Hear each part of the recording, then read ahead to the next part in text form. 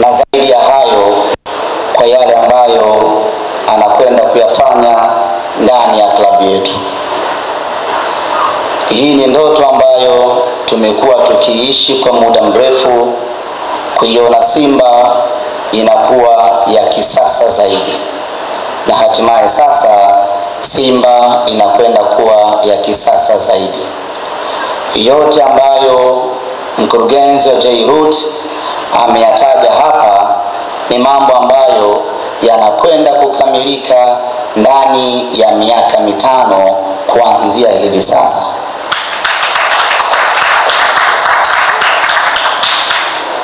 Kwa hiyo mawazo yote tuliyokuwa nayo ya kwamba tunahitaji kuwa na kiwanja chetu, tunahitaji kuwa na training facilities za kisasa, tunahitaji kuwa na medical center ya kisasa, yote yanakwenda kukamilika kuanzia hivi sasa. Na hizi sio hadithi za alinacha, hizi ni hadithi za kiutekelezaji ambazo zinakwenda kuanza utekelezaji wake muda mfupi kuanzia sasa. Ukitaka kuona J-Root hana mbambamba baada ya kusaini mkataba, ingekuwa mtu mwingine angesema subiri kwanza niuze jezi nione nimepata kiasi gani ndio nianze kuwekeza fedha, lakini baada ya mkataba akawekeza 30% ya mkataba wake, kwa maana 30% ya bilioni 5.6. Huyu mtu sio wa kawaida. Makofi mengi tafadhali.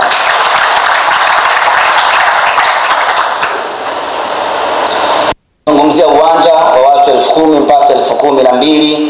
Unaweza ukadhani ni uwanja mdogo sana, lakini uwanja ambao Simba Sports Club unatutosha mno.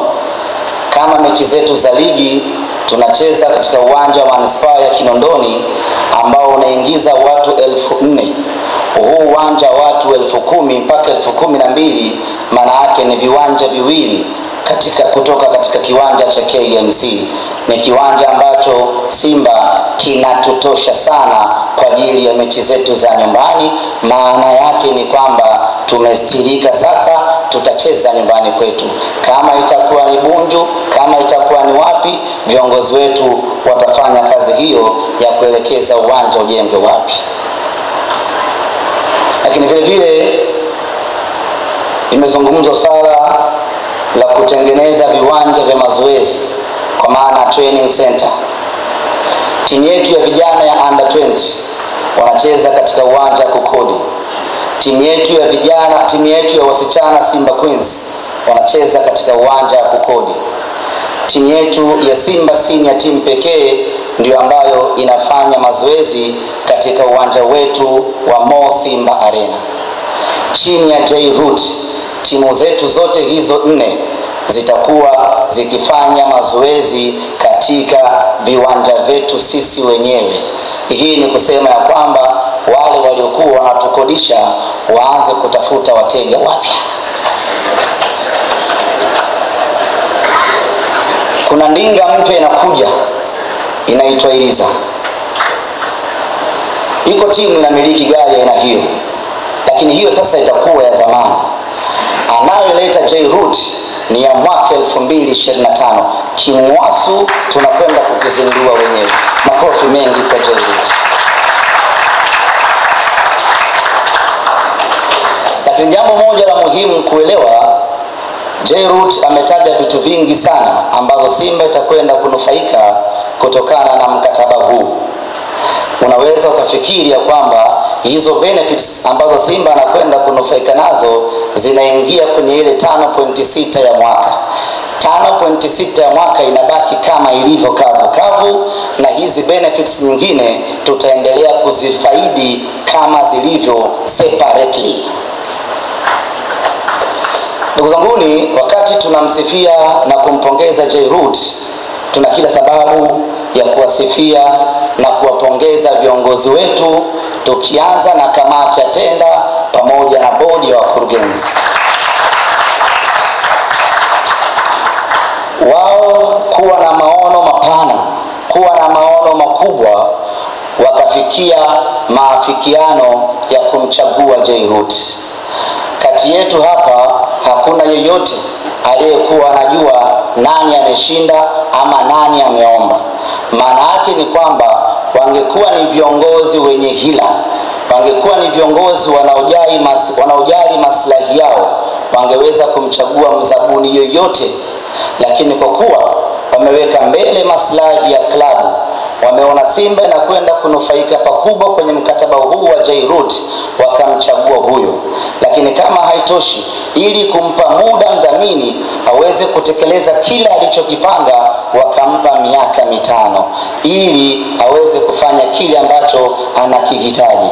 Nyote mnakumbuka tulikuwa na mikataba ya miaka miwili, lakini kwa mara ya kwanza mzabuni amepewa miaka 5 ili apate nafasi ya kujimwaya afanye kila alichokusudia na Simba izidi kuchanja mbuga kimataifa.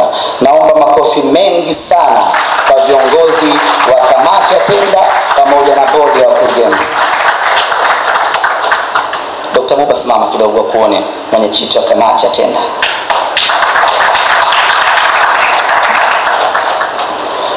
Unahitaji viongozi thabiti, unahitaji viongozi wenye maono ya kweli kuweza kufanya maamuzi kama haya ambayo wameyafanya viongozi wetu.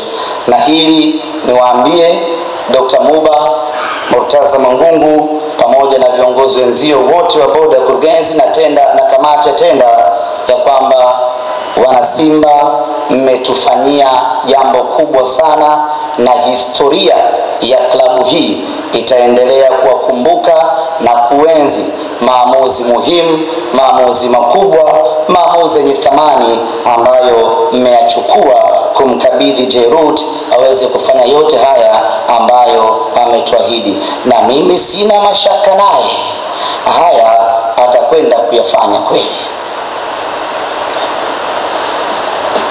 Ndugu zanguni, wakati shughuli zinaendelea hapa,